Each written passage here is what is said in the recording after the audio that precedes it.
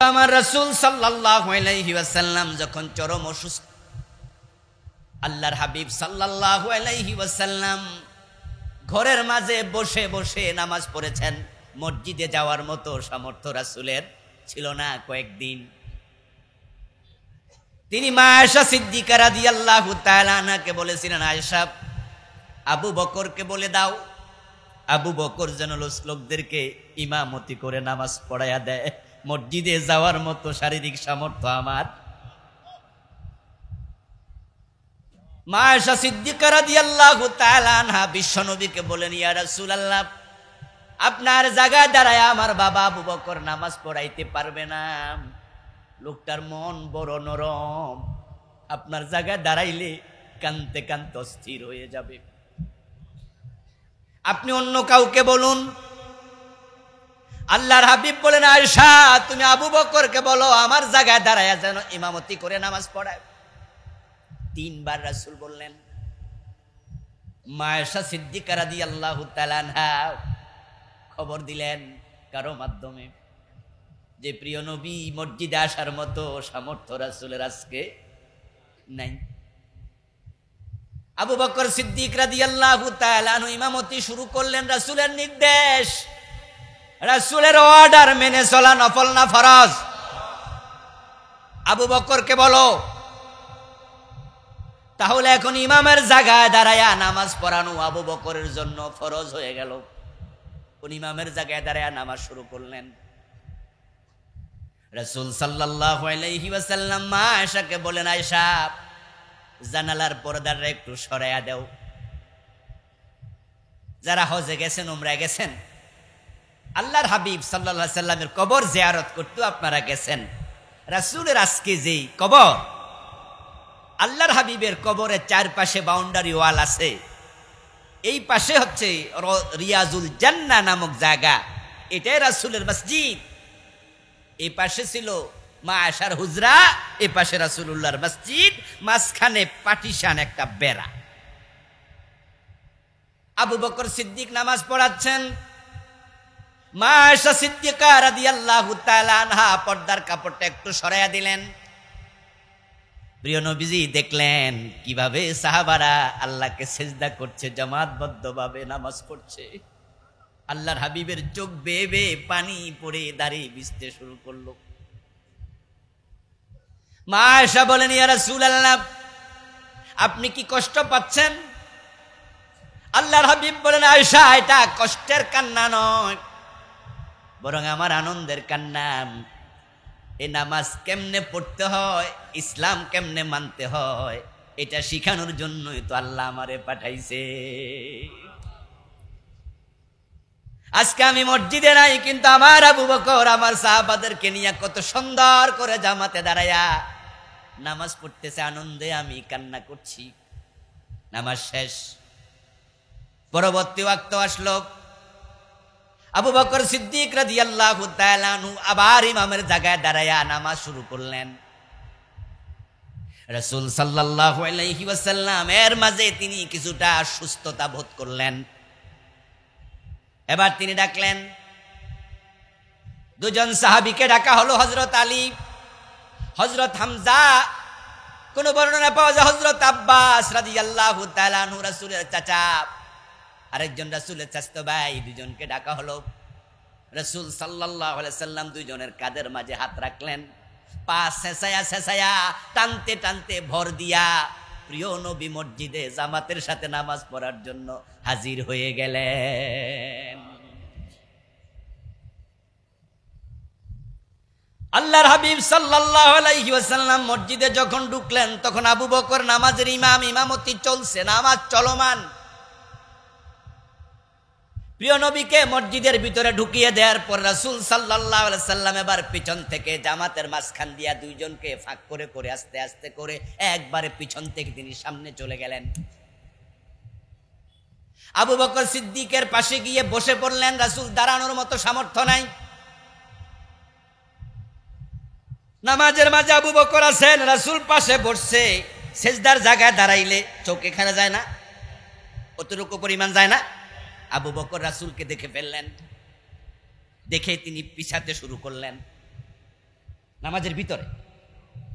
আল্লাহর হাবিব সাল্লাল্লাহু আলাইহি ওয়াসাল্লাম আবু বকর সিদ্দিকের দিকে ইশারা দিয়ে বলেন, আবু বকর জায়গায় থাকো, জায়গায় থাকো। ইশারা দিলেন জায়গায় থাকো। কিন্তু আবু বকর সিদ্দিক রাদিয়াল্লাহু তাআলা পিছনের দিক দিয়ে হাঁটতে হাঁটতে প্রথম কাতারের সাথে মিশে গেলেন। এবার রাসূল বসে বসে ইমামতি শুরু করলেন। সুবহানাল্লাহ পড়েন। নামাজ শেষ। নামাজ শেষে এবার আবু বকরকে জিজ্ঞাসা করছেন, আবু বকর তোমাকে না নামাজের ভিতরে আমি ইশারা দিলাম যে তুমি পিছনে আইসো না, জায়গায় থাকো, পিছনে চলে গেলে কেন? আবু বকর সিদ্দিক জবাব দেন, আবু কুহাফার ছেলে আবু বকর রাসূলের ইমামতি করবে সাহস তার নাই। হুজুর আপনি ছিলেন না তখন আমি ইমামতি করছি, আপনি তো এখন হাজির, আমার ইমামতি চলে নাকি? এই জন্য আমি চলে গেছি। এই ঘটনাটা আমি হাদিসটা যে জন্য শোনালাম কারণ হলো আমার রাসূল অসুস্থ অবস্থায় দুইজনের কাঁধে ভর দিয়া নামাজে যায়, আর আমার দেশের পীর সাহেব কয় নামাজ লাগে না। মুরিদরাও বিশ্বাস করল, শুধু ভণ্ড পীরের কথা শুনে নামাজ ছেড়ে দিয়েছে এমন মুরিদ বাংলাদেশে আছে না নাই? আচ্ছা, যেই লোকগুলো পীরের মুরিদ হইয়া নামাজ ছাড়ছে তারা কি হিন্দুর সন্তান? কথা বলতে হবে আপনাদের। তারা কি খ্রিস্টান? তারা কি ইহুদি? তারা কাদের সন্তান? এবার তাদের ইসলামটা কি পীরের মতো না রাসূলের মতো? কোনটা হইল? এই হলো বাংলাদেশের ইসলাম।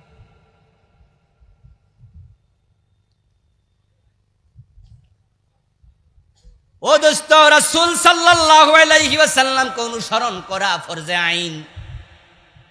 রাসূলকে অনুসরণ না করলে আপনি উম্মত হতে পারবেন না। ঈসা আলাইহিস সালামের কথা মানে নাই তার উম্মত, না মানার কারণে সবগুলো মুশরিক, সবগুলো বেঈমান। যারা বুদ্ধিমান শিক্ষিত মানুষ জানেন তারা একটু জবাব দিয়েন, আজকের পৃথিবীতে খ্রিস্টান আছে না নাই? সংখ্যায় তারা কয় নাম্বার? মাশাআল্লাহ, উত্তর সঠিক। খ্রিস্টানরা সংখ্যার দিক থেকে নাম্বার 1। পৃথিবীতে বর্তমানে মানুষের সংখ্যা 800 কোটির কম বেশি, তার মাঝে খ্রিস্টান হলো 250 কোটি। তারপরে দ্বিতীয় সংখ্যা হলো মুসলিম, তাদের সংখ্যা 250 কোটি। 250 কোটি খ্রিস্টান, তাদের নবীর নাম হযরত ঈসা আলাইহিস সালাম, তাদের কিতাবের নাম ইনজিল। এবার আপনাদের কাছে জানতে চাইবো, যারা জানেন জবাব দিয়েন। ইনজিল নামে একটা কিতাব আছে, আল্লাহ নাজিল করছে, এমন কথা আল্লাহর কোরআনেও আছে না নাই? নাসারা খ্রিস্টান নামে একটা জাতি ছিল যারা নবী ঈসার উম্মত, এমন কথাও কোরআনে আছে না নাই? তাহলে 250 কোটি খ্রিস্টান নবীর উম্মত, কিতাবওয়ালা। কিন্তু আওয়াজ দিয়ে বলুন তো, এই 250 কোটি খ্রিস্টান বর্তমান দুনিয়া যারা আছে তারা জান্নাতি না জাহান্নামী? মোমেন না মুশরিক? নবী আছে, কিতাবও আছে, কিন্তু জান্নাত কপালে। কারণ তাদের নবীর কথা তারা শোনে নাই, 2 জায়গায় শোনে নাই, ব্যর্থ হয়ে গেল। আর আমরা উম্মতে মুহাম্মদী ডজন ডজন জায়গায় শুনি না। খ্রিস্টানরা শোনে নাই 2 জায়গায়। একটা হলো ঈসা আলাইহিস সালাম যখন মায়ের কোলে, উনার তো বাবা নাই, বাবাবিহীন সন্তান ঈসা, মা হযরত মারিয়াম। ইহুদিরা এসে মারিয়ামকে বলল, ইয়া মারিয়াম লাকাদ জিতে শাইআন ফারিয়া, মারিয়াম তোমার তো বিয়ে হয় নাই, তুমি জিনা করছো। নাউজুবিল্লাহ। আসতে বলবেন কেন? জোরে বলেন। মারিয়াম কি জিনাকারী? উম্মু সিদ্দিকা। আল্লাহ কোরআন মাজিদে হযরত মারিয়ামকে সিদ্দিকা বলেছে। আহসানাত ফারজাহা, আল্লাহ নিজে কে আমার মারিয়াম জিনাকারী না। সুবহানাল্লাহ পড়েন। ক্বালু ইয়া মারিয়াম লাকাদ জিতি শাইআন ফারিয়া। খ্রিস্টানরা, ইহুদিরা বলল, ও মারিয়াম তুমি জিনা করছো। নাউজুবিল্লাহ। হযরত মারিয়াম আলাইহিস সালামের কোলে শুয়ে আছে নবী ঈসা, 1 দিন মাত্র বয়স। তিনি শুয়ে শুয়ে শুনতেছেন, তার মায়ের চরিত্রে হাত দিয়া ইহুদির বাচ্চাগুলো অপবাদ দিচ্ছে, কথা বলছে। আল্লাহ তাআলা মারিয়াম আলাইহিস সালামকে বলছে, মারিয়াম, লোকজন যাই বলুক তুমি কোনো জবাব দিও না, তোমাকে আমি চুপ থাকার জন্য অর্ডার দিলাম। আল্লাহর অর্ডারে মারিয়াম চুপ। লোকজন বলতেছে, মারিয়াম, এই ছেলের পরিচয় কি বলো, কে তার বাবা, পরিচয় তোমাকে বলতে হবে, কার সাথে জানা করেছো নাম বলো। ইয়া উখতা হারুন মা কানা আবুকি ইমরাআ সাউইন ওয়া মা কানাত উম্মুকি বাগিয়া। ও হারুন নবীর বংশধর মারিয়াম, তোমার বাবা ইমরান ভালো মানুষ ছিল, তোমার মা হান্না বিনতে ফাখুজ ভালো মানুষ ছিল, কিন্তু তুমি কি করলা, তুমি ব্যভিচার কইরা সন্তান পেটে নিলা, জন্ম দিলা। মারিয়াম আলাইহিস সালাম তাদের কথায় অসহ্য হয়ে গেলেন। ফাশারাত ইলাইহি, অসহ্য হয়ে তিনি কোলের সন্তান ঈসার দিকে আঙ্গুল দিয়ে ইঙ্গিত করে বললেন, প্রশ্ন যদি করতে চাও আমাকে করো না, তার পরিচয় তার কাছে জানো, প্রশ্ন তাকেই করো। ক্বালু কাইফা নুকাল্লিমু মান কানা ফিল মাহদি সাবিয়্যা। তখন ইহুদিরা বলল, চালাকি করো না মারিয়াম, একদিনের শিশু বাচ্চা, তার সাথে আমরা কিভাবে কথা বলবো, সে কি কথা বোঝে না কথা বলতে জানে, চালাকি করো না, তুমি কথা বলো, তুমি বলো পরিচয় কি বলো। মায়ের কোল থেকে ঈসা আলাইহিস সালাম তখন নিজে কথা বলতে শুরু করে দিলেন। ক্বালা ইন্নী আব্দুল্লাহ আতানিয়াল কিতাবা ওয়া জাআলানি নবিয়্যা। হযরত ঈসা আলাইহিস সালাম বললেন, আমার পরিচয় তোমরা জানতে চাও, ও ইহুদিরা আমার পরিচয় শোনো, ইন্নী আব্দুল্লাহ, আমার পরিচয় হলো আমি আল্লাহর গোলাম। কি পরিচয় দিলেন? ইন্নী, কথা বলেন সবাই, ইন্নী আব্দুল্লাহ, আমি আল্লাহর। এ হলো ঈসা নবীর কথা, মায়ের কোলে শুয়ে শুয়ে বসে। আর আজকে 250 কোটি খ্রিস্টানকে বলুন ঈসা নবীর পরিচয় কি, তারা কয় ঈসা ইবনুল্লাহ। ঈসা বলল কি আর তারা বলল? ইবনুল্লাহ হলো আল্লাহর ছেলে। ওয়াকালাতিন নাসারাল মাসীহ ইবনুল্লাহ। আল্লাহ কুরআন মাজিদে বলছেন, খ্রিস্টানরা বলে ঈসা মাসীহ আল্লাহর ছেলে। এবার আপনারা একটা আওয়াজ করে বলুন তো, আল্লাহর কোনো ছেলে আছে? আল্লাহর কোনো মেয়ে আছে? লাম ইয়ালিদ ওয়া লাম।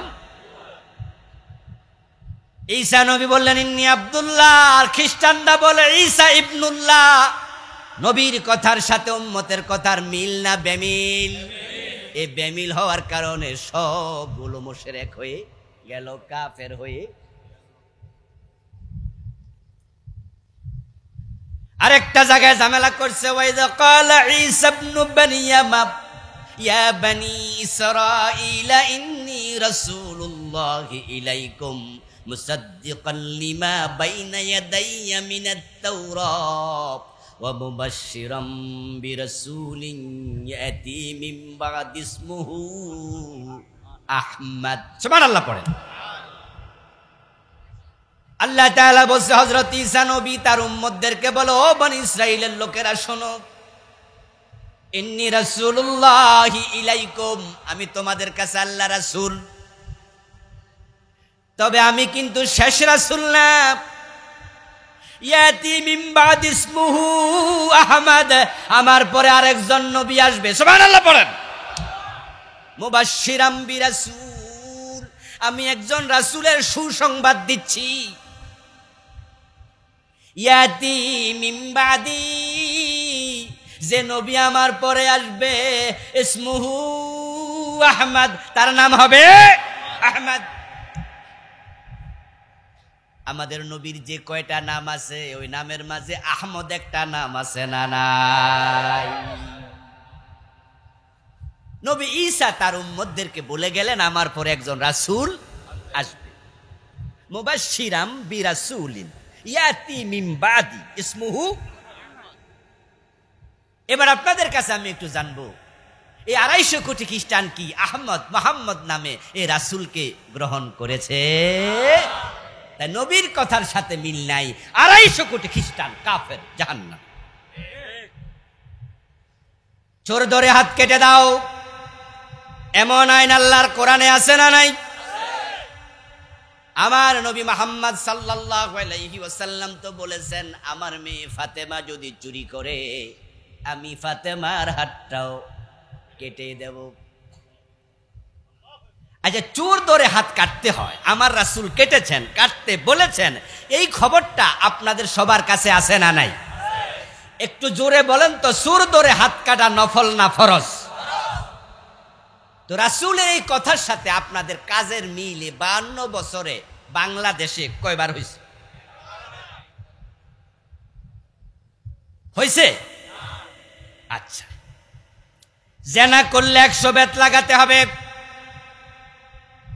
আয-যানিয়াতু ওয়াজ-যানি ফাজলিদু কুল্লা ওয়াহিদিন মিনহুমা মিআতা জালদা।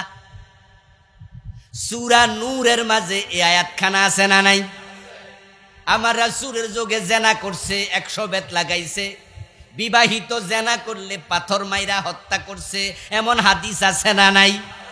রাসূলের এই কথা, আল্লাহর এই বিধান, আল্লাহর এই কথার সাথে 52 বছরের বাংলাদেশের লোকদের আমলের মিল পাওয়া গেছে কয়বার? তো খ্রিস্টানদের মিল পাওয়া যায় না তাদের নবীর সাথে কয় জায়গায়? আর আমাদের পাওয়া যায় না আমাদের নবীর সাথে কয় জায়গায়? তো হেরা যদি জাহান্নামী, আমরা সবাই জান্নাতি, ঠিক না?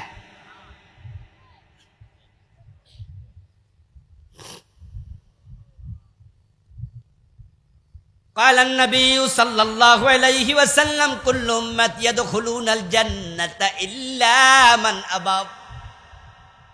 আমার প্রিয় নবীজি এজন্য বলছেন, আমার সব উম্মত জান্নাতে যাবে, তবে অস্বীকারী জান্নাত পাবে না।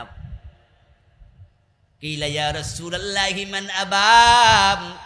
কোন একজন সাহাবী দাঁড়ায়া প্রশ্ন করলেন, হে রাসূল, অস্বীকারী উম্মত আবার কেডা? এটা তো বুঝলাম না।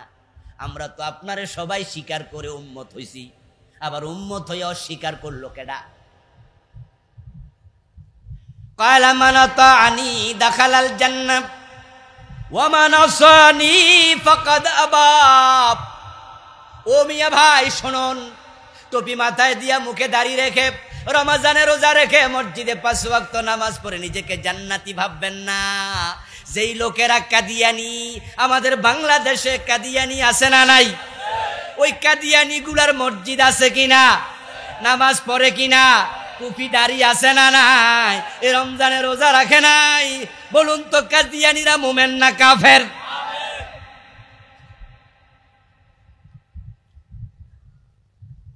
পাঁচ ওয়াক্ত নামাজ পড়ে মসজিদে যায়া, মসজিদে গিয়ে আল্লাহরে সেজদা দেয়, আবার ওই লোকটা দরবারে যাইয়া পীরের পায়ে সেজদা মাইরা দেয়, এমন নামাজি বাংলাদেশে আছে না নাই?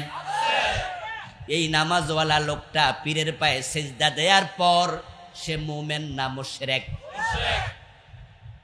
যারা কাদিয়ানি 5 ওয়াক্ত নামাজ পড়ার পরেও কাদিয়ানি মুমিন না কাফের? যারা মুশরিক, যারা কাফের, তারা জান্নাতি না জাহান্নামী?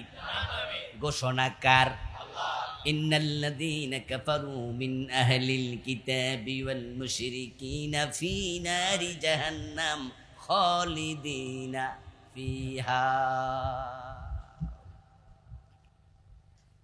ওয়া মান ইউশরিক বিল্লাহি ফাকাদ হারামাল্লাহু আলাইহিল জান্নাহ ওয়া মাওয়াহুন নার ওয়া মা লিয-যালিমিনা মিন আনসার। শিরক করলে, কুফরি করলে জান্নাত হারাম, চিরকাল জাহান্নামে থাকা লাগবে। কথাটা কি মোল্লার না আল্লাহ? এটা কোনো মোল্লা মৌলবীর কথা না, এটা আল্লাহর ঘোষণা। আল্লাহ বলছে কাফের হইবা, মুশরিক হইবা, জান্নাত চিরতরে হারাম। তো কাদিয়ানি কাফের হয়ে গেল, কারণ তারা নবী মুহাম্মদ সাল্লাল্লাহু আলাইহি ওয়াসাল্লামের কথার সাথে এক জায়গায় পেছ লাগাইছে। কয় জায়গায়? মাত্র কয় জায়গায়? আবার বুঝুন, বলুন আমার সাথে শিখুন। কাদিয়ানি কাফের, তারা নবীর সাথে পেছ লাগাইছে মাত্র কয় জায়গায়? আমার রাসূল বলছে আনা খাতামুল আম্বিয়া ওয়ালা নাবিয়্যা বাদি। আমার রাসূল বলেছেন আমি শেষ নবী, আমার পরে কোনো নবী নাই। এখন কাদিয়ানীরা বলে না না, গোলাম আহমদ কাদিয়ানো নবী। ঈমান আছে না গেছে? আমার আল্লাহ নবী মুহাম্মদকে বলছে খাতামুন নবিয়্যিন, তিনি শেষ নবী। খাতামান নবিয়্যিন, তিনি শেষ, উনার পরে আর নবী নেই। কাদিয়ানীরা এই আয়াতের সাথে পেছ লাগাইলো শেষ।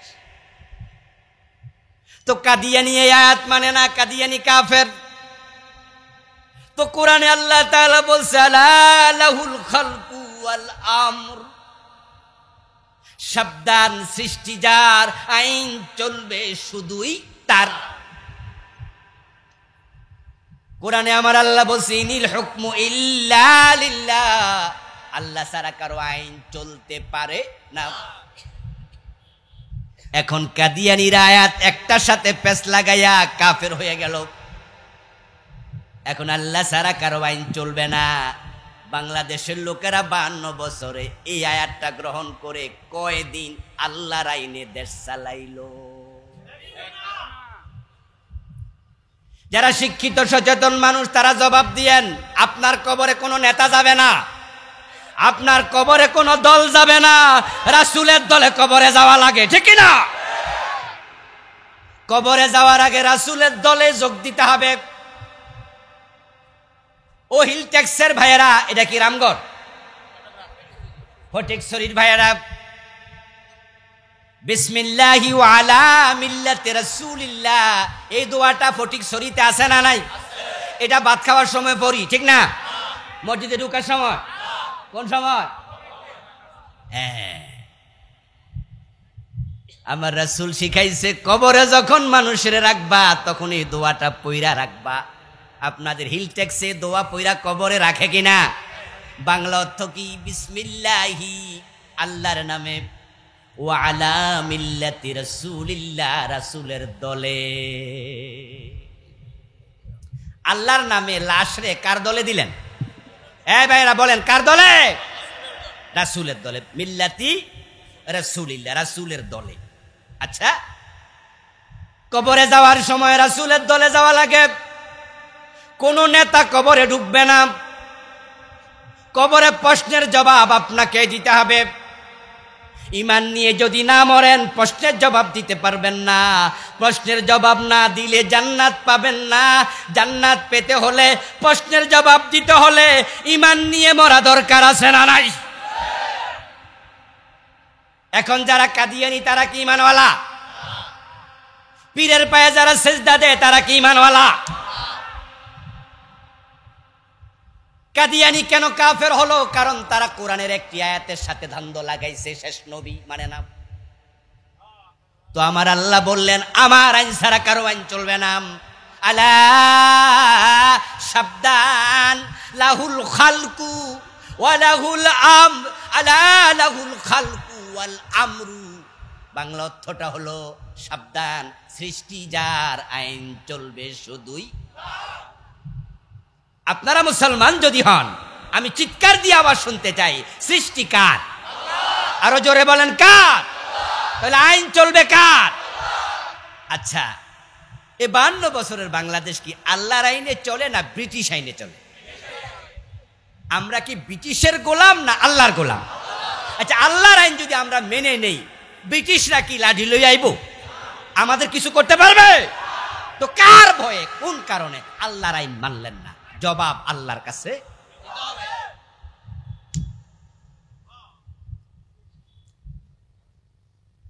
কিলা ইয়া রাসূলুল্লাহি ওয়া মান আবাব, কোন একজন সাহাবী প্রশ্ন করলেন, হে আল্লাহর রাসূল, অস্বীকারী উম্মত আবার কে যে জান্নাত পাবে না? ক্বালা মান আতানি দাখালাল জান্নাহ ওয়া মান আসানি ফাকাদ আবাব। আমার রাসূল সংক্ষেপে জবাব দিলেন যে আমি নবীকে অনুসরণ করে সে জান্নাতে ঢুকবে, যে আমি নবীকে অনুসরণ করে জীবন চালায় না সে অস্বীকারী, তার কপালে জান্নাত নাই। জান্নাতে যদি আপনি যেতে চান, আমার ভাইরা অনেকে দাঁড়ায় আছে, বসার জায়গা পাচ্ছে না, অথচ ভিতরে কিছু জায়গা কিন্তু ফাঁকে ফোকরে আমরা দেখতে পাচ্ছি। মাহফিল কমিটি আমাকে এটা লিখে দিছে যে হুজুর, উনাদেরকে একটু অনুরোধ করলে উনারা একটু আগাইতো, অন্য মুসলমানের উপকার হইতো। অন্যের উপকার করলে আপনার কোনো ক্ষতি আছে? দয়া করে পরোপকার করুন প্লিজ।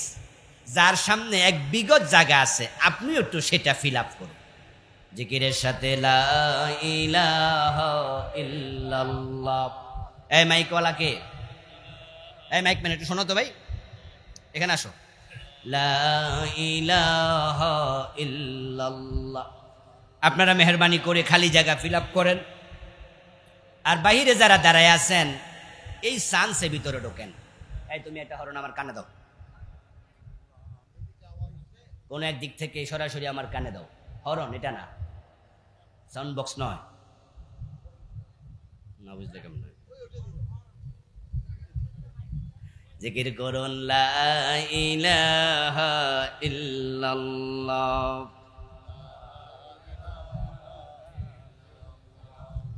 লা ইলাহা ইল্লাল্লাহ। লা ইলাহা ইল্লাল্লাহ। লা ইলাহা ইল্লাল্লাহ মুহাম্মাদুর রাসূলুল্লাহ। আমার প্রিয় ভাইরা, আল্লাহর হাবিব বললেন যে আমার অনুসরণ করে না তার কপালে জান্নাত। তাহলে এই হাদিসের আলোকে আপনাদের একটু স্বীকারোক্তি চাই, জান্নাত পেতে হলে রাসূলের অনুসরণ করা দরকার আছে না? না, করতেই হবে। আল্লাহর হাবিব বলছেন, মান আহাব্বা সুন্নতি ফাকাদ আহাব্বানি ওয়া মান আহাব্বানি কানা মাই ফিল জান্নাহ। যে ব্যক্তি আমার সুন্নাহ অনুসরণ করে সে আমি নবীকে ভালোবাসে, আর যে আমার সুন্নাহ অনুসরণের মাধ্যমে আমার ভালোবাসার প্রমাণ দিতে পারবে, কানা মাই ফিল জান্নাহ, সে জান্নাতে আমার সাথে ঢুকবে। রাসূলের সুন্নাহ মানি শুধু দাড়ি টুপি পায়জামা পাঞ্জাবি না, রাসূলের সুন্নাহ মানি পুরা জীবনের রীতি নীতি, জীবন আচার, গোটা ইসলাম। সুবহানাল্লাহ। রাসূল যা করেছেন তা করা সুন্নাহ, রাসূল যা ছেড়েছেন তা ছাড়া সুন্নাহ। এবার আপনাদের কাছে একটু জানবো, উম্মত দাবি করার পরে 5 ওয়াক্ত নামাজ পড়ে না এমন উম্মত আছে না নাই? রাসূলকে সে মানল। উম্মত দাবি করার পরে সুদে টাকা লাগায় এমন সুদখোর আছে না নাই? রাসূলকে সে মানল। উম্মত দাবি করার পরে মেয়েটাকে বোরকা ছাড়া কলেজে পাঠায়, বেপর্দা বউ চাকরি করতে যায়, বউরে মেয়েরে পর্দা করায় না, এমন মুসলমান আছে না নাই? রাসূলকে মানলো না প্রত্যাখ্যান করলো? এই রমজান মাসে রোজা রাখে নাই, একটা রাখছে আর একটা রাখে নাই, 30টার একটাও রাখে নাই, 15টা রাখছে 15টা ভাঙছে, এমন 2 নাম্বার উম্মত আছে না নাই? কিন্তু সবাই তো দাবি করতেছে আমি মুসলিম। এবার আল্লাহর হাবিব সাল্লাল্লাহু আলাইহি ওয়াসাল্লাম বলেন, শোনো, তাফতারিকু উম্মতি আলা 73 মিল্লাহ কুল্লুহুম ফিন্নার ইল্লা ওয়াহিদা। উম্মত দাবি করলে জান্নাত পাওয়া যাবে না। জান্নাত পাওয়ার জন্য প্রিয় নবীর বক্তব্য শুনুন, তিনি কি বলছেন? আমার উম্মত গুলো 73 দলে ভাগ হবে। কুল্লুহুম ফিন্নার ইল্লা ওয়াহিদা, এক দল বাদ দিয়া 72 দল জাহান্নামে ডুববে। জান্নাতি হবে মাত্র এক দল, জাহান্নামী হবে 72 দল। যারা সামান্য যোগ বিয়োগ অঙ্ক জানেন তারাও বুঝবেন, একটু আওয়াজ দিয়া বলেন তো, 73 দল উম্মতের মাঝে 72 দল যদি জাহান্নামী হয়, জান্নাতি এক দল হয়, জাহান্নামী বেশি না জান্নাতি বেশি? এখন জান্নাতি বড় কম, 73 মাঝে মাত্র এক দল। যতই কম হোক, ওই কম সংখ্যার ভিতরে আমাদেরকে ঢুকতেই হবে, কারণ যে জান্নাত মিস করেছে তার মতো হতভাগা কেউ নাই। জান্নাত তো আমরা সবাই পেতে চাই, চাইলে পাওয়া যাবে না। জান্নাত পাওয়ার জন্য হাদিসটা বুঝুন। আরে হিন্দুরাও তো জান্নাত পাইতে চায়। আপনাদের হ্যাঁ বাজার যাইয়া দেখবেন অনেক হিন্দু আছে যাদের দোকানের মাঝে মরা বাবার ছবিটা নাইয়া ছবির মাঝে লিখে রাখে স্বর্গীয় সত্যেন্দ্র নারায়ণ দত্ত, স্বর্গীয় শ্যামল চন্দ্র বাবু আছে না, ও বেটাও তার বাবারে স্বর্গে অলরেডি পাঠাই।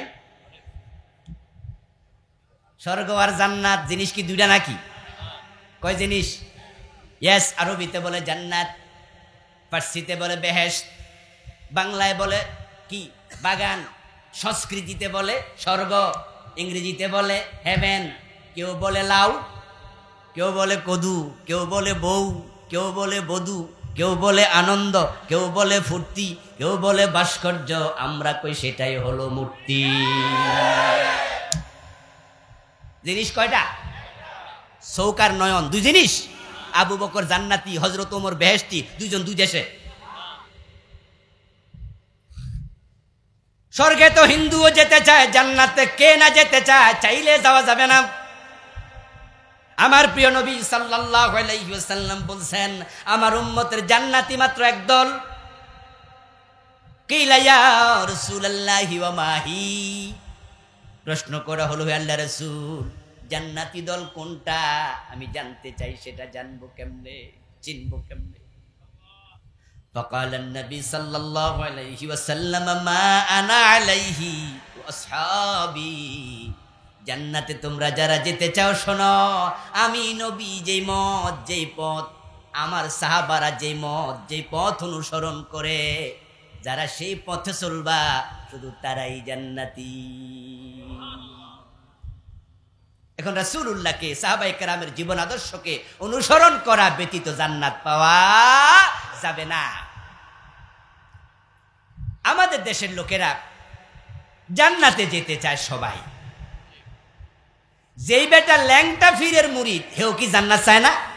হে ল্যাংটা ফিরের মুরিদ, হেও জান্নাতে যাইতে চায়। সবাই জান্নাত খুঁজছে।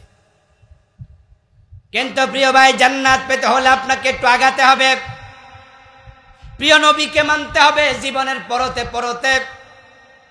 আল্লাহর নবীকে মানা লাগবে। এই কথা শুনলে অনেক মুসলমান কয়, হুজুর এটা তো সহজ কথা, আমরা তো রাসূলকে মানি, না মানলে কি আর দাড়ি রাখছি, টুপি মাথায় দিছি, আপনার ওয়াজে আইছি, কোরআন হাদিসের কথা মানতে হবে, যাই নাই তো ওয়াজে আইছি, আমরা তো রাসূলকে মানি। আমি বলবো, দোস্ত, মানলে তোমার জন্য সুসংবাদ, রাসূল তো এমন লোকের জন্য জান্নাতের খবর দিছে। কিন্তু একটা জায়গায় ঝামেলা, অধিকাংশ বাংলাদেশির বদভ্যাস হলো, তারা রাসূল মানে ততক্ষণ সুবিধা আছে যতক্ষণ, সুন্নাহ মানে সেখানে অসুবিধা নাই। অসুবিধা যেখানে ইসলাম মানে না, আর সেখানে দেখবেন আপনি মসজিদে গেলে সবাই রাসূলের সুন্নাহ মানে, সব মুসলমান একমত। এজন্য মসজিদে আমরা সবাই ঢুকি কোন পা দিয়ে, বের হই কোন পা দিয়ে। মসজিদে ঢুকে আমরা আল্লাহু আকবার বলে নামাজ শুরু করি, কারো দ্বিমত নাই। সালাম ফিরিয়ে নামাজ শেষ করি, কারো দ্বিমত নাই। আমরা মসজিদে যতক্ষণ থাকি আল্লাহ ছাড়া কারো আইন মানি না। ইমাম যদি ভুল করে আমরা ইমামকে অনুসরণ করি না, লোকমা দেই। আল্লাহর আইনের বাহিরে ইমাম গেলে হেরো সারি না, আল্লাহরে মানি না, কইলো কেডা? রাসূল মানি না, কইলো কেডা? ইমাম যদি বাবা হয়, ছেলে যদি তার মুক্তাদি হয়, বাবা যদি যোহরের নামাজ 2 রাকাত পড়া সালাম ফিরায় দেয়, ছেলে মুক্তাদি সালাম ফিরাবে না বাবারেও লোকমা দেবে? বাবা হইল সার নাই, আমার রাসূল যোহর পড়ছে কয় রাকাত ফরজ, তো বাবা সালাম ফিরাইলো কেন? বাবারেও মানি। আচ্ছা, পীর সাহেব যদি ইমাম হয়, মুরিদ যদি মুক্তাদি হয়, হাফিজ সাহেব যদি 2 রাকাত যোহরের নামাজ পড়ার পরে আর তাহিয়াতু পড়ার জন্য না বইসা খাড়াইয়া যায়, মুরিদরা খাড়াইবো না, লোকমা দিব? কারণ 2 রাকাত পড়ার পর আমার রাসূল বসে আর তাহিয়াতু পড়ছে, হুজুর আপনি ভুল করছেন, আমনেরেও মানি না। কিন্তু মুসল্লিগুলা যখন মসজিদে নামাজ শেষ করে আদালতের চেয়ারে হাকিম হইয়া বসে, তখন আল্লাহর আইনে রাসূলের হাদিসের আলোকে একটা মামলার রায়ও দেয় না। মসজিদে গেলে আল্লাহর ছাড়া কারোরে মানে বাপেরও না পীরেরও, কিন্তু আদালতে চেয়ারে বইয়া ব্রিটিশ আইন ছাড়া আর কিছু মানে। জোহরের নামাজে গেল জজ কোর্টের জজ সাহেব, ইমাম সাহেব জোহরের 2 রাকাত ফরজ পড়ার পরে ভুলে আত্তাহিয়াতু না পইরা খাড়াইয়া গেছে। পিছন দিয়া জজ সাহেব লোকমা মেরা দিছে, কারণ জজ সাহেব জানে 2 রাকাত পড়ার পর আত্তাহিয়াতুর প্রথম বৈঠকটা ওয়াজিব, এটা তরক করবে, এটা হতে পারে না। আমার রাসূলের সাথে ইমাম সাহেবের এই কামটা মিলে নাই, তাই জজ দিল লোকমা, কারণ জজ আল্লাহ এবং রাসূলকে মানে। এই জন্য জজ সাহেব লোকমা দিছে। ইমাম সাহেব জজ সাহেবের লোকমা ঠুন্না দাঁড়ানোতে বইয়া গেছে, আত্তাহিয়াতু পইরা তারপরে সালাম ফিরাইছে।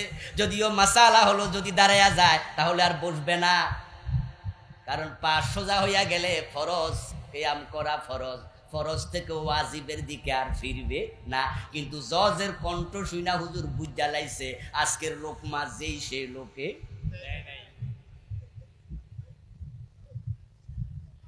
জজের লোকমা শুইনা বইয়া গেছে খারানোতে। তারপরে আবার সালাম ফিরাইয়া সাউ সেজদা মাও সেজদা দিয়া নামাজ শেষ করলো। জজ সাহেব মনে মনে বলল, রাসূলের সুন্নার বাহিরে হুজুর গেছে, হুজুরে লোকমা দিছি, আল্লাহ জান্নাত আমার না দিয়া দেখ, আর আমি তো আল্লাহরে মানি রাসূলরে মানি। কিন্তু যখন ওই জজ আদালতের চেয়ারে বসে চোরের মামলার রায় দেয়, তখন কোরআনের মাঝে চোর ধরে হাত কেটে দাও এমন আইন আছে না নাই? চোর ধরে হাত কাটা ওয়াজিব না ফরজ? জজ সাহেব ওয়াজিবে লোকমা দিল, ফরজ বিধানের সময় চোর ধরে হাত কাটার আইন কয়দিন দিল? ওয়াজিবে সিরিয়াস, ফরজের খবর না। আমাদের দেশের বেনামাজির কোরবান দেওয়ার মতো। আপনাদের এই হিল ট্যাক্সে ফটিকছড়িতে 5 ওয়াক্ত নামাজ পড়ে না অথচ কোরবানি দেয়, এমন লোক আছে না নাই? হ্যাঁ, কোরবান তো আইতাছে, এখন থেকে মুছে তেল দিচ্ছে, গোস্ত খাওয়া লাগবে, কষ যেন না লাগে, দাগ যেন না। কোরবানির গরু কিনতে কিনতে আসরের নামাজ কাজা কইরালায়, গরু বাড়িতে আনতে আনতে মাগরিব কাজা কইরালায়, জবাই করার সময় গোসলেন্ডা দিয়া ফরজ ছুটাইয়া দেয়, এমন কোরবানওয়ালা আছে না নাই? ওয়াজিব নিয়ে ব্যস্ত, ফরজের। এটা কি আকেল জ্ঞানবান মুসলিম না ব্যাককল? তো যে জজ সাহেব হুজুরের ওয়াজিবে লোকমা দিল, আল্লাহর আইনে চোর ধরে হাত কাটার ফরজ বিধান খুঁজলো না, ওটাকে আকলমান জজ বলার কোন সুযোগ আছে? রাসূলুল্লাহ সাল্লাল্লাহু আলাইহি ওয়াসাল্লামকে অনুসরণ হুজুর আমরা করি না কইলো কে? 1 বিঘত লম্বা একটা মেসওয়াক হাতে নেন। এই ফটিকছড়ির যতগুলা মসজিদ আছে সবগুলো ইমাম সাহেবের কাছে যান, একটা সাদা কাগজ নেবেন, আর একটা 3 টাকা দামের কলম নেবেন, 5 টাকা দামের কলম নেবেন। হুজুরদের কাছে মাসআলা জিজ্ঞাসা করবেন, হুজুর মেসওয়াক করার বিধান কি? আমরা একটু জানতে চাই, বিধানটা একটু বলুন। দেখবেন সব হুজুর একমত হয়ে ফতোয়া দেবে মেসওয়াক করা সুন্নাহ। আপনি প্রশ্ন করবেন, হুজুর ঘটনা কি? 200 মসজিদে গেলাম, 200 হুজুর একমত, সবাই একই ফতোয়া দিল মেসওয়াক করা সুন্নাহ। হুজুর ঘটনা কি? সবার ফতোয়া একরকম হয়ে গেল। মাশাআল্লাহ, আপনারা হুজুররা সবাই ইসলামের ব্যাপারে এক। মানুষে কয় আপনারা বলে এক না, মানুষে কিচ্ছা বানাইছে।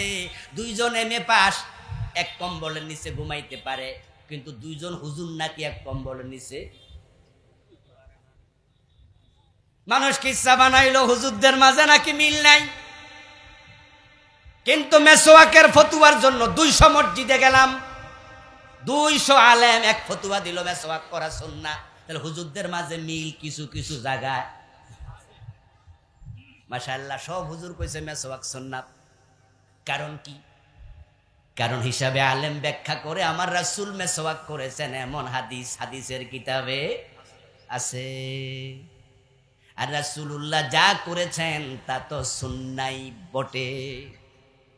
এবার পরের সপ্তাহে 2.5 হাত লম্বা একটা তলোয়ার লইয়া ওই 200 হুজুরের কাছে আর একটা সাদা কাগজ আর একটা কলম লইয়া যান, যায় বলেন হুজুর অন্যায়ের বিরুদ্ধে প্রয়োজনে তলোয়ার হাতে নিয়ে জিহাদ করা লাগে, জিহাদ করার মাসালাটা কি আজকে একটু লেখা দেন। দেখবেন জিহাদের কথা শুনলে কত হুজুরের চেহারা কালো হয়ে যাবে, কত হুজুর কইও আমার চাকরিটা খাইস না রে। আর যারা সরকারি মডেল মসজিদে চাকরি পাইছে এই রাম মেরে থুইয়া দৌড় মার, কারণ জিহাদের কথা শুনলে জঙ্গিবাদের গন্ধ পায় এমন কিছু জালেম আছে না নাই? অথচ বলুন তো জিহাদের কথা আল্লাহর কোরআনে আছে না নাই? আমার রাসূল নিজে 27 যুদ্ধে সেনাপতি ছিলেন কিনা? সাহাবীরা জিহাদ করছে কিনা? জিহাদ করা নফল না ফরজ? আর মেসওয়াক করা তো সুন্নাহর ফতুয়ার ব্যাপারে 200 হুজুর একমত, কিন্তু জিহাদের ফতুয়া অনেক হুজুর।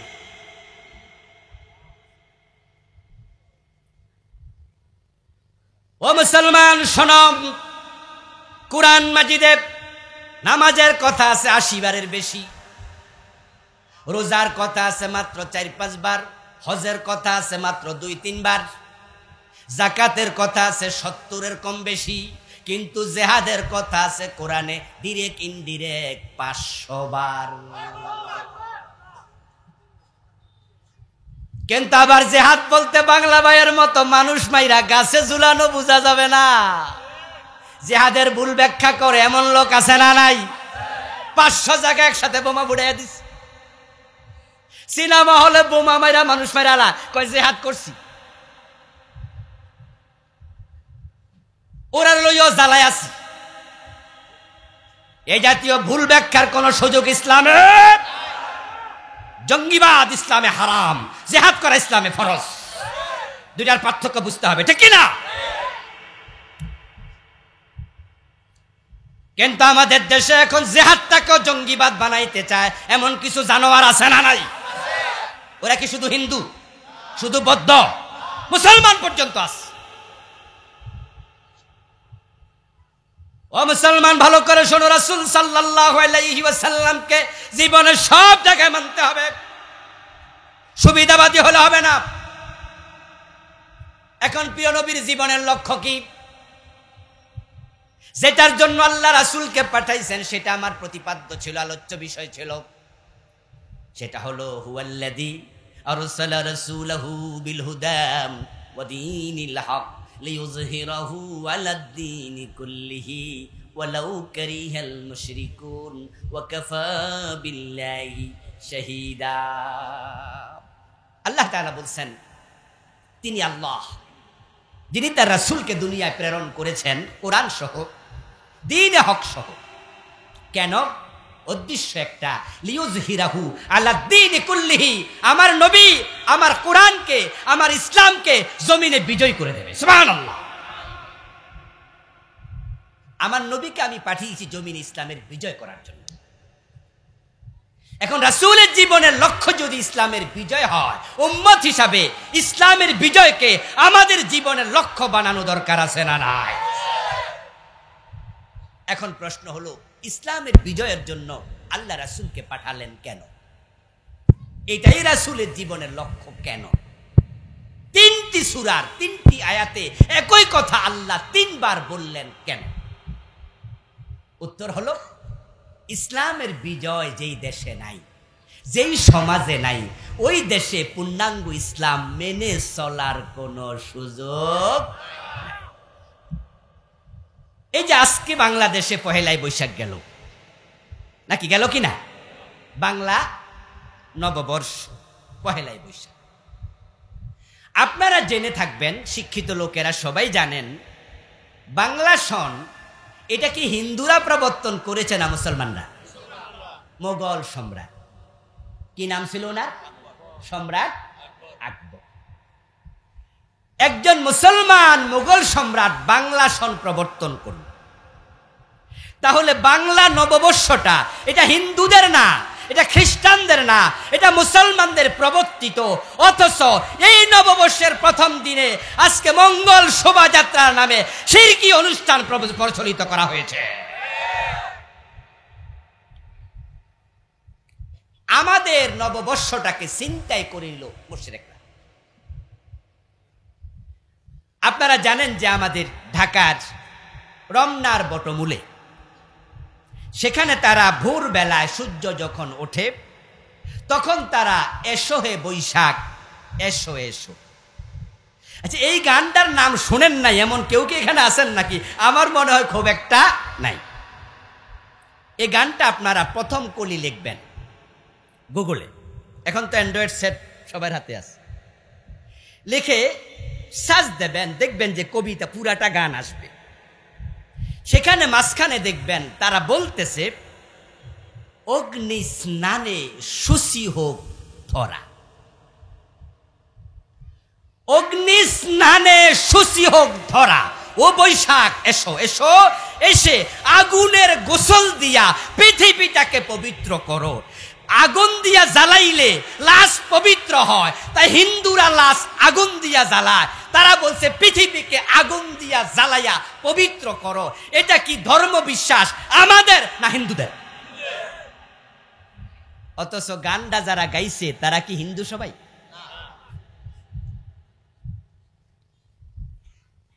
নববর্ষ আবিষ্কার করলো, প্রবর্তন করলো মুসলিম। 90% মুসলমানের দেশ বাংলাদেশ, আমরা 90% মুসলিম। আমাদের মুখ দিয়া হিন্দুদের কথা কারাবাহী করছে, কারা ঢুকাই দেবে? আচ্ছা, আমাদের ঢাকা ইউনিভার্সিটির চারুকলা, আমিও ঢাকা ইউনিভার্সিটি থেকে পিএইচডি করা মানুষ, উল্টা পাল্টা বুঝবেন না যে হুজুর মনে চারুকলার বিরুদ্ধে করে। আমাদের চারুকলার ছাত্ররা 1 মাস 1.5 মাস ধরে তারা হাতি বানায়, বিভিন্ন রকমের মহিষ বানায়, বান্দর বানায়, কুমির বানায়, পেঁচা বানায়, বানায় এগুলা কান্দে লইয়া হাতে লইয়া তারপরে মঙ্গল শোভাযাত্রা করে। পেঁচা, মহিষ, কুমির সব হচ্ছে হিন্দুদের দেবতার বাহন। হিন্দুদের দেবতার বাহন মুসলমানের কান্দে কারা তুলে দিল?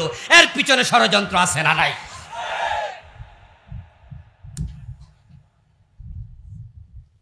আচ্ছা, অগ্নি স্নানে শুচি হোক ধরা, তাদের ধর্ম বিশ্বাস শুধু আপনার মুখ দিয়ে ঢুকায় নাই, বলায় নাই, আপনার কান্দের মাঝে তাদের দেবতার বাহন তুলে দিন। ও মুসলমান, তাকায় দেখো, কুরবান যখন আমরা করি, আমাদের কোরবানের সময় কিছু কিছু সুশীল আছে, তারা পত্র পত্রিকায় লেখে একদিনে এতগুলা গরু জবাই কইরা প্রাণী ধ্বংস করা হচ্ছে, অথচ পয়লায় বৈশাখ ইলিশ মাছ খাইয়া ইলিশ মাছ সাফ কইরা দেয়, এর বিরুদ্ধে কেউ কথা বলতে দেখা যায় না। আচ্ছা, গরু যদি প্রাণ থাকে, ইলিশ মাছের প্রাণ নাই, একদিনে এতগুলা গরু জবাই করলে যদি প্রাণী বধ হয়, ওরা প্রাণী হিতৈষী, তো ইলিশ মাছ সব খায়ালাও, তখন চুপ কেন? এ প্রতিটা কাজের পিছনে লম্বা হাত আছে, ষড়যন্ত্র আছে। মুসলমান দিন দিন আপনাদেরকে ইসলাম থেকে দূরে সরানোর ষড়যন্ত্র চলছে। মুসলমানদেরকে সজাগ হওয়া দরকার আছে না? সজাগ হতে হবে। আচ্ছা, যেই সমাজে ইসলাম বিজয়ী হয়নি, ওই সমাজে ইসলাম মানা অসম্ভব, তার বড় একটি প্রমাণ আজকের পহেলাই বৈশাখের মঙ্গল শোভাযাত্রা। আচ্ছা, এবার আসেন, আমাদের বাংলাদেশে 99% আমরা মুসলমান। আপনাদের কাছে আমি কিছু প্রশ্ন করব, মেহমানরা আসছে, ওনাদেরকে বরণ করুন, বসতে দিন। আমাদের দেশে আমাদের সে বড় বড় আলেম ওলামা যারা ছিলেন, হুজুররা যারা ছিলেন, তারা কি সুদের পক্ষে ছিলেন না বিপক্ষে ছিলেন? সুদের বিপক্ষে ওয়াজ করতে করতে বড় বড় হুজুররা মরে গেছে। আওয়াজ করে বলুন তো, সুদ কি মারা গেছে না আরো জওয়ান হইছে? সুদ খাওয়া জায়েজ না হারাম? জোরে বলুন, জায়েজ না হারাম? قال النبي صلى الله عليه وسلم মান আকালা দিরহাম রিবা ওয়া হুয়া ইয়ালাম আন্নাহু আশাদ্দু মিন 36 জিনা। প্রিয় নবীজি বলেছেন, যে ব্যক্তি জেনে শুনে 1 টাকা সুদ খেল, তার আমলনামায় 36 বার জিনার গুনাহ লিখে দেয়া হলো। 1 টাকা সুদ খেলে 36 বার জিনা, 100 টাকা সুদ খেলে 3600 বার জিনা, 1000 টাকা সুদ খেলে 36,000 বার হয় জিনা। অন্য হাদিসে আসছে, প্রিয় নবীজি বলছেন, লিরিবা 73 বাবান আইসারুহা ইয়ানকিহু রাজুলু উম্মাহু। সুদ খেলে বড় বড় 73টা গুনাহ হয়, সবচেয়ে ছোট গুনাহটা হলো নিজের মায়ের সাথে জিনা করা।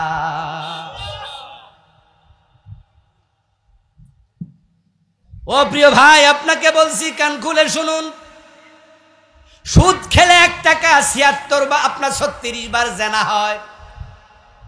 73 গুনার মাঝে মায়ের সাথে জিনা করা সবচেয়ে ছোট গুনাহটা হয়। এবার বলুন তো, বাংলাদেশে সুদ আছে না নাই? রাষ্ট্রায়ত্ত যতগুলো সরকারি ব্যাংক আছে সবগুলো সরাসরি সুদ শব্দ ঘোষণা দিয়া লেনদেন করছে।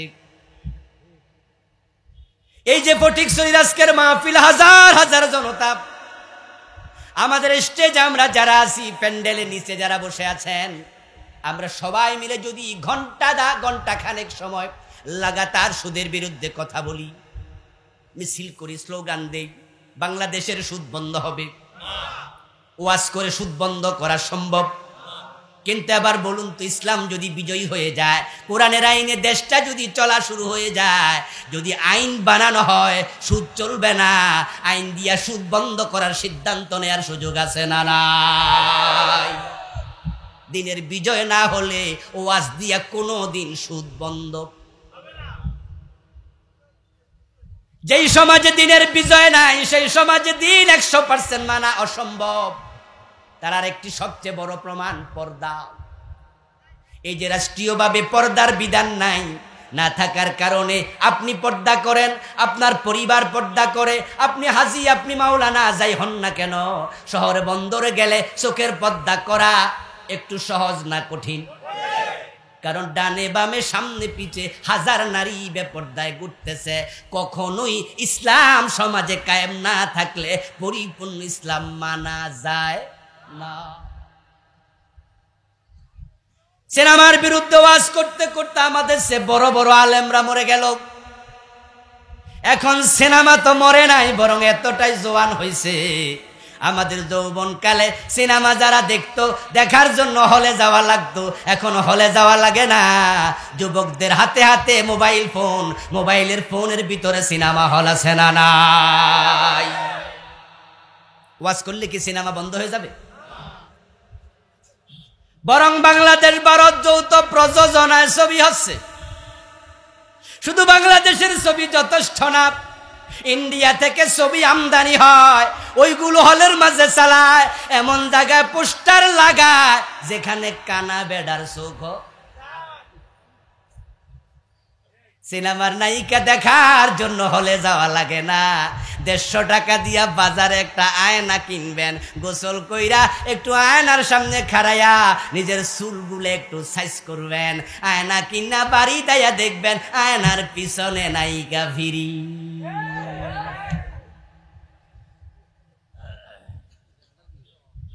ও মুসলমান, তোমার পর্দা ইসলাম বিজয় হওয়ার আগে তুমি করতে পারবে না, এটা অসম্ভব। ইসলাম বিজয় না হলে মাদক বন্ধ হবে না কোনোদিন। মাদকের সবলে যুব সমাজ শেষ হয়ে যাচ্ছে। হাজার হাজার যুবক ইয়াবা আসক্ত। এমন ইয়াবা আপনাদের ফটিকছড়ি এলাকায় আছে না নাই? আপনার বাড়ির পাশে যে চা দোকান, টং দোকান দেখেন, আপনি হয়তো ভাবছেন সেই দোকানে চা বিক্রি হয়, চানাচুর বিস্কিট বিক্রি হয়, কিন্তু আপনি হয়তো জানেন না, খবর রাখেন না, বাড়ির পাশের চা দোকানেও রাতের 12টার পরে ইয়াবা বিক্রি হতে পারে।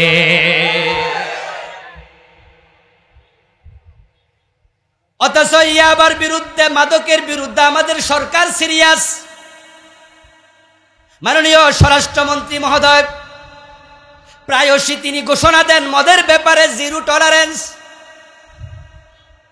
মাঝে মাঝে পত্র পত্রিকায় দেখেছেন মাদক যারা বিক্রি করে তাদের লাশ বিভিন্ন জায়গায় পাওয়া গেছে, র‍্যাব তাদেরকে গুলি করে পর্যন্ত হত্যা করেছে। এরপরেও বলুন তো বাংলাদেশে ইয়াবা, গাঁজা, হেরোইন, ফেনসিডিল আছে না নাই? 10 বছর আগে যা ছিল তেমন না বেড়েছে?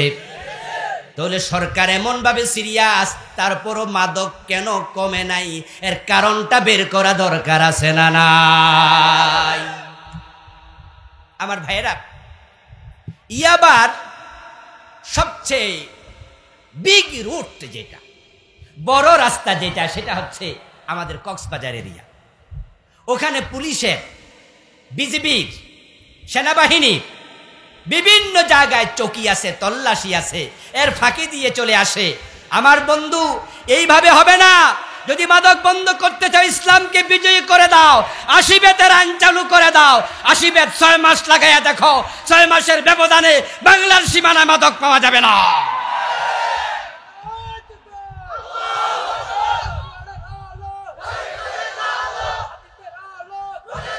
আমার প্রিয় ভাইরা, আজকের মাহফিলের সম্মানিত প্রধান আলোচক, আমার অত্যন্ত প্রিয়জন, তামাম বাংলাদেশের কণ্ঠের জাদুকর, যত বক্তা ওয়াজ করে আমাদের দেশে, তার মাঝে 2-3 জন বক্তার কণ্ঠকে আল্লাহ মনোওয়াজের জন্যই বানাইছে। একজন মরে গেছে, নাম বললাম না, আমাদের কোনো ভাই একটু কষ্ট পায়, আল্লাহ ওদেরকে হেদায়াত দেখ, বলেন আমিন। আল্লাহ তার কণ্ঠটা মনোওয়াজের জন্যই বানাইছিল। হাফিজুর রহমান সিদ্দিক, কুয়াকাটার হুজুর, উনারে আমরা ভালোবাসি আল্লাহর দিনের জন্যই। আবার মাঝে মাঝে 2-4টা সমালোচনা যদি করিও ইনডিরেক্ট, সেটাও আল্লাহর দিনের জন্য, ব্যক্তিগত কোনো ক্ষোভ, কিন্তু উনার কণ্ঠটা আল্লাহ মনোওয়াজের জন্যই বানাইছে। আরেকজন আমার ভাই, আজকের যিনি আলোচক, প্রধান বক্তা আব্দুল্লাহ আল আমিন, উনার কণ্ঠটাও এতটা শিরিন, এতটা মধুর, আল্লাহ কণ্ঠ মনোওয়াজের জন্যই বানাইছে। তা আমি ভাঙ্গাচুরা কণ্ঠে কিছু কথা বলে গেলাম। ভাই এসেছেন, তিনি কথা বলবেন। আন্তর্জাতিক খ্যাতি সম্পন্ন মুফাসসির কোরআন মুহতারাম মাওলানা আব্দুল্লাহ আল আমিন, দারুণ তেলাওয়াত, দারুণ আলোচনা। আল্লাহ ভাইয়ের কণ্ঠকে তামাম দুনিয়ার যা আছে তার সে 100 গুণ বেশি ছড়িয়ে দিন, বলেন আমিন। আমার কথা আমি শেষ করছি এটা বলে, পুলিশ দিয়ে, র‍্যাব দিয়ে, সেনাবাহিনী দিয়ে মাদক বন্ধ করা যাবে না। আল্লাহর আইন শুরু করে দাও, বাস্তবায়ন রাসূলের আইন। 80 বেত করে লাগানো শুরু করো। ওমরের মতো, ওমর যেমন তার ছেলে আবু শাহামাকে ছাড়ে নাই, মদের আইন করো 80 বেত। নেতার ছেলে মদ খাইলে তাকেও ছাড়া যাবে না, উপর থেকে শুরু করে দাও, নিচের লোকের এমনি তারের মতো সোজা হয়ে যাবে। আল্লাহ তাআলা দিন বিজয় করে ঐক্যমত্য হয়ে প্রচেষ্টা চালানোর সুযোগ দিন, তৌফিক দিন। আবারও বলি আমিন। হাদা মা ইনদি ওয়াল ইলমু ইনদাল্লাহ, আলাইহি তাওয়াক্কালতু ওয়া ইলাইহি উনীব। আল্লাহ হাফিজ। প্রিয় ভাই।